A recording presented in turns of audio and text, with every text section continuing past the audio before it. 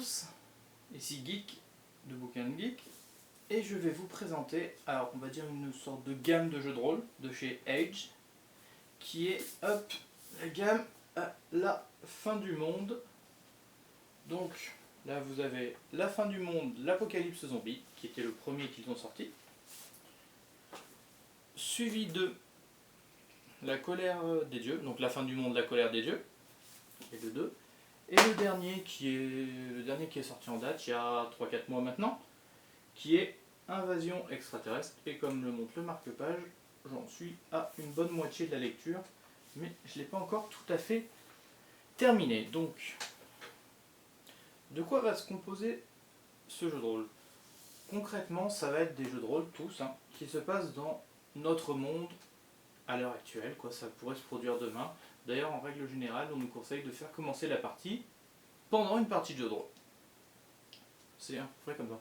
Le principe, c'est de se jouer soit ou alors des personnages fictifs, mais voilà, confrontés à des événements surnaturels. Donc, prenons l'exemple de l'apocalypse zombie. Vous avez à l'intérieur, le livre en fait, il est divisé en 4 grandes parties. Le système de jeu, qui est assez simple. Je ne vais pas vous le décrire en détail parce que je trouve ça toujours un petit peu pas très intéressant en vidéo en fait. Mais sachez que ça fait partie des systèmes de jeu assez simples. Donc ça c'est, on va dire, je ne sais même pas si c'est un quart, mais c'est peut-être même moins qu'un quart du livre. Et après on va enchaîner avec, on va dire, 3 scénarios. Et qui en fait à chaque fois va montrer une facette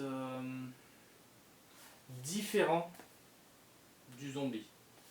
Donc par exemple vous avez la première version du zombie, le zombie on va dire somme toute classique à la George Romero, c'est-à-dire à La Nuit des Morts Vivants, les zombies un peu lents, un peu voilà. Et en gros là le premier ça va être une histoire de météorite et c'est des zombies, voilà, des zombies lents. Je vais vous feuilleter un petit peu en parallèle.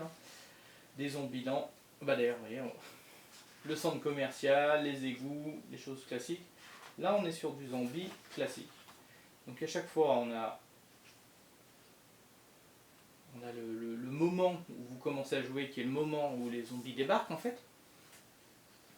Et après tout le temps il y a une petite partie qui vous décrit en gros quelques années après qu'est-ce qu'il se passe. Alors soit c'est dans le cadre où vous voulez continuer à jouer dans cet univers parce qu'il vous a bien plu, ça vous permet de pouvoir continuer en campagne et savoir vers quoi ça donne.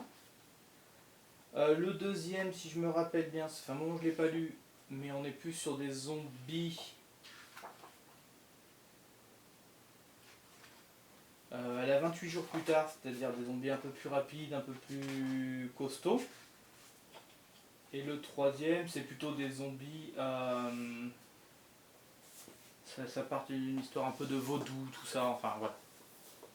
Et donc chaque bouquin, c'est à peu près pareil, qui va être divisé en donc le système de jeu, qui est répété à chaque fois dans chaque bouquin. Puis après, des invasions, donc là la colère des dieux, ça va être du Lovecraft, on va dire, pour faire simple. Je résume, attention. Du Lovecraft, des Aztèques, et je ne me rappelle plus le troisième bien sûr, et l'Armageddon, donc anges et démons. Voilà. Là par exemple, la colère des dieux, c'est les anges contre les démons, et le terrain c'est la terre, en gros. Alors les Aztèques c'est un petit peu plus étrange, mais bon, ça vaut le coup d'être lu, parce qu'en plus les scénarios sont super bien écrits. Ça, je tiens à le dire, vraiment très très bien. Et après, du Cthulhu classique. C'est illustré. On aime ou on n'aime pas les illustrations. Le jeu est, on va dire, en noir et blanc. Même si on voit, enfin c'est pas tout à fait du noir et blanc. Je sais pas comment vous exprimer ça. C'est une sorte de... qui est lié en fait à la couleur de l'ouvrage, j'ai l'impression. Là vous voyez c'est plutôt des nuances de... il y a aussi pas mal de nuances d'orange du coup sur celui-là. Des sortes de... ouais, ça n'a pas des nuances de gris, mais par exemple ouais, presque des nuances d'orange sur la colère des dieux, puisqu'il est orange. Est-ce que c'est la même chose sur celui des zombies? Hop. oui, vous voyez qu'en fait c'est du noir et blanc plus rouge, vous voyez. Et alors sur les aliens, donc qui est celui que je suis en train de lire, donc là je vais un petit peu moins décrire, mais vous voyez, là bah pareil, hein, le code couleur est vert. Donc non, on suit bien le code couleur en fonction de ça. Alors qu'est-ce que je vois, bah, celui-là, le premier que j'ai lu, que je suis en train de lire, c'est un petit peu de l'invasion alien classique. En règle générale, on va dire que le premier est classique, et après ça a tendance un petit peu à changer. Les autres, je vais pas trop me spoiler non plus, hein, après tout. Mais là, je vois que c'est une invasion plutôt de sortes d'insectoïdes, de créatures insectoïdes. Et je vois que le suivant, c'est des créatures aliens un peu sous-marines, j'ai l'impression, de ce que je vois. Je vois des Atlantes. Alors, est-ce que les aliens seraient des gens qui vivent dans l'Atlantide? Je pense bien un truc comme ça. En tout cas, voilà, les scénarios, enfin les scénarios, c'est même pas des scénarios, on est plutôt sur des cadres de campagne.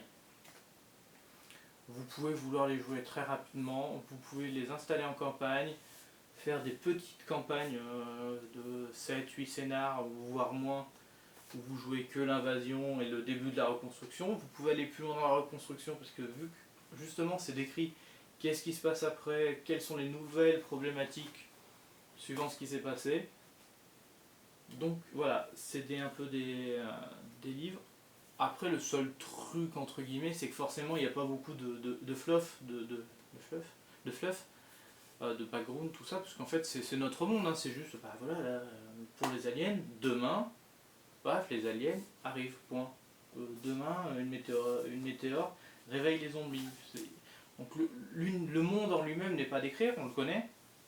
Après, c'est juste ce qui se passe et en gros comment agissent les gens. Et ça, pour vous rassurer, en règle générale, on n'agit pas très très bien. Mais bon, ça, c'est un autre débat. Donc, ce que je peux vous dire sur ces jeux, c'est que c'est vraiment pour moi un coup de cœur. En plus, c'est des jeux qui sont pas très très chers, donc chaque bouquin fait environ 150 pages, on va dire à peu près. Et ils sont au prix de 35 €, ce qui est plus que correct pour du livre de jeu de rôle ou en couverture rigide. Honnêtement, voilà. Et en plus, ils sont de qualité. Donc, c'est pas négligeable. Donc voilà, je ne sais pas trop quoi vous dire de plus, à part que voilà, si vous voulez jouer un truc un peu générique, un peu... Voilà, après il faut aussi que le MJ, je pense, ça fait partie des jeux où le MJ doit travailler un petit peu, mettre un peu d'implication, vu que tout n'est pas décrit. Voilà, je pense qu'il y a une bonne part d'improvisation, mais je pense que le matériel fourni est déjà largement suffisant. J'espère que cette vidéo vous aura plu, et je vous dis à très bientôt.